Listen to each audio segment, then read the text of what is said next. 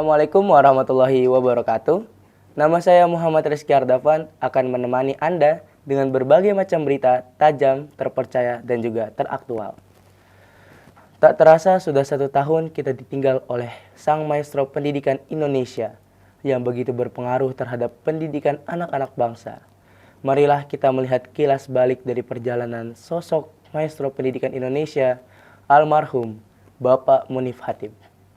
Lahir 5 Juli pada tahun 1969, sosok Munif Hatib dikenal begitu berprestasi dalam bidang akademik. Beliau menempuh pendidikan sekolah dasar di SD Al-Irsyad yang beralamat di Surabaya, melanjutkan pendidikan sekolah menengah pertama di SMP 1 Sidoarjo dan SMA 1 Sidoarjo.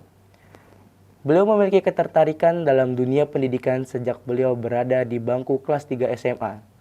Namun ketertarikan itu justru bertolak belakang dengan jurusan yang beliau ambil saat berada di dunia perkuliahan. Beliau justru mengambil jurusan hukum dan menjadikan beliau sebagai mahasiswa hukum di Universitas Brawijaya Malang. Menangani 13 kasus dengan hasil yang sangat tidak memuaskan dan dengan berbagai macam hal yang akhirnya membuat beliau tergabung dalam dunia pendidikan. Didasari oleh kesedihan beliau ketika anaknya tidak dapat diterima dalam sejumlah taman kanak-kanak yang berada di lingkungan sekitar, dikarenakan penyakit yang diderita oleh anak beliau yaitu disleksia. Hal itu tidak membuat Munif Hatib gentar ataupun putus asa. Justru Munif Hatib malah membuat sekolah baru untuk menerima anaknya sendiri.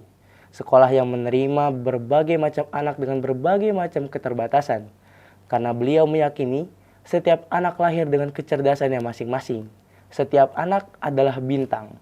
Dan dari situlah beliau membuat Taman Kanak-Kanak Bunga Bangsa.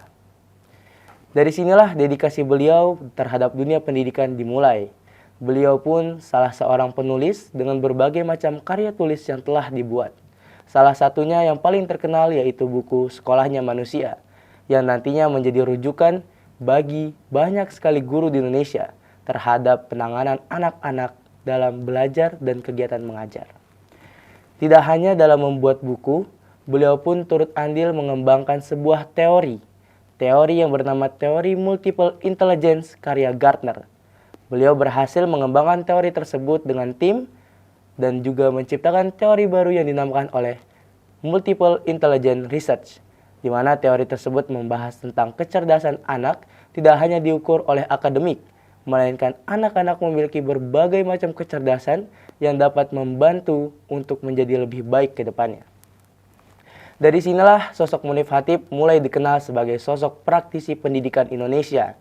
Dengan berbagai macam karya dan penelitiannya, beliau mulai dikenal oleh dunia pendidikan serta masyarakat yang luas. Pada tahun 2015, Bapak Munif Hatib tergabung dalam suatu instansi pendidikan yaitu SOH atau School of Human. Beliau menjabat sebagai konseptor sekaligus konseling.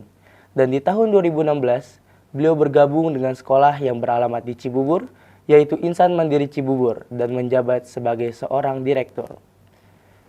Tepat pada tanggal 30 Juni tahun 2022, beliau harus mengakhiri usianya di usia yang ke-52. Telah gugur sosok putra bangsa, sosok putra terbaik bangsa yang sangat-sangat berpengaruh bagi pendidikan di Indonesia. Dengan gugurnya beliau menjadi pukulan berat bagi dunia pendidikan Indonesia. Semoga Indonesia lekas menemukan putra-putri terbaik yang dapat meneruskan perjuangan beliau dalam dunia pendidikan di negara kita, Negara Kesatuan Republik Indonesia. Saya Muhammad Rizky Ardavan dari Insan Mandiri Cibubur, pamit undur diri. Sekian dari saya. Wassalamualaikum warahmatullahi wabarakatuh.